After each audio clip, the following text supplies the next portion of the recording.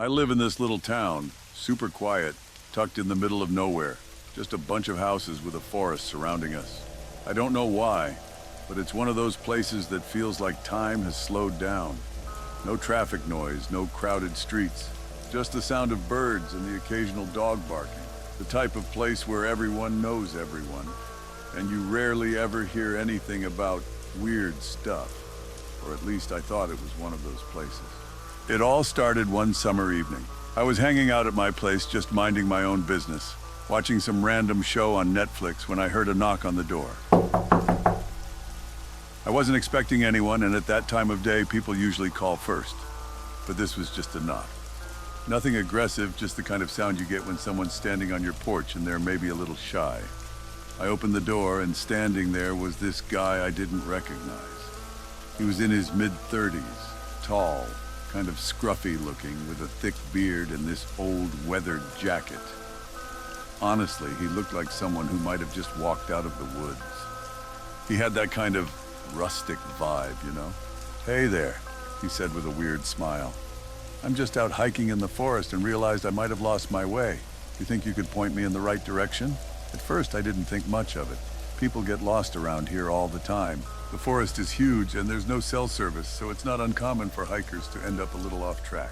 "Sure, yeah," I said, still trying to figure out why someone would need directions at this time of day. "Where are you trying to go?" "I'm trying to find the old fire tower," he replied.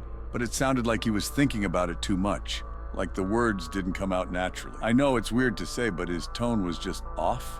So I told him the route. I mentioned that it was about a mile up the trail, and if he kept going, he'd find it. It wasn't an easy hike or anything, but it wasn't impossible either. After that, he just stood there for a second, still smiling. It felt strange, you know? But I didn't want to be rude, so I said, "You should be fine.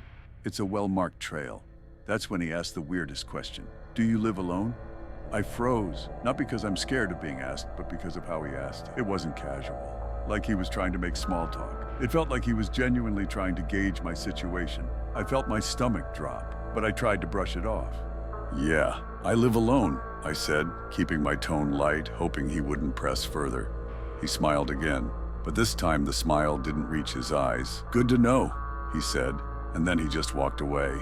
Now, here's the thing. I didn't think much about it right then. I went back inside, locked the door, and continued my day. But a couple of hours later, as the sun started to dip, I noticed something weird. From the window in my kitchen, I could see a figure standing at the edge of the forest, not moving, just standing there staring in my direction. I thought it was my imagination at first, so I brushed it off.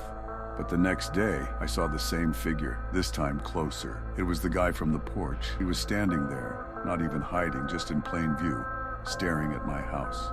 I panicked. I was home alone, and the whole situation felt wrong from the start, right?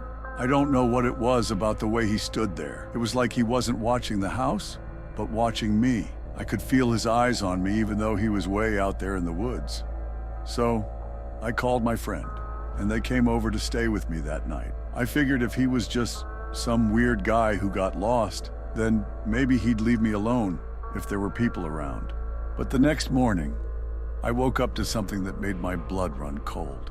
There were footprints in the snow. This was in the winter now, by the way, leading from the forest right up to my back door. Not just one set of footprints either. There were two, and they came from the direction of the fire tower, the exact place he'd said he was heading the day before. And what made it worse, they were fresh. I didn't know what to do. I knew something was off, but I couldn't prove anything. I started locking all my doors, keeping the lights on at night just in case. But the next few days I kept seeing him, that same man, standing just far enough away in the woods so that I couldn't approach him, but always there, watching.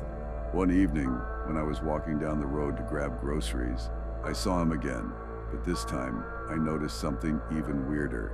He wasn't alone. There was a group of people standing in the trees, their faces hidden in the shadows, just standing there, watching me. And the weirdest part, they all seemed to be wearing the same old jackets. That's when I got the hell out of there. I packed my stuff, stayed with a friend, and didn't come back to that house for weeks. I thought about going to the cops, but I didn't have anything concrete. No evidence that this guy, or whatever that group was, had actually done anything. But I couldn't shake the feeling that they were always out there, just waiting for me to come back. Eventually I moved. I couldn't stay there. The house still sits empty, and to this day, I can't bring myself to go anywhere near that forest. I know that man's out there somewhere, just waiting. And every time I see someone in the woods or hear a knock on the door, I get that same feeling, like someone's watching. So yeah, if you ever visit a small town with a forest on the edge, just be careful who you talk to. Because sometimes people don't just get lost in the woods, they live there.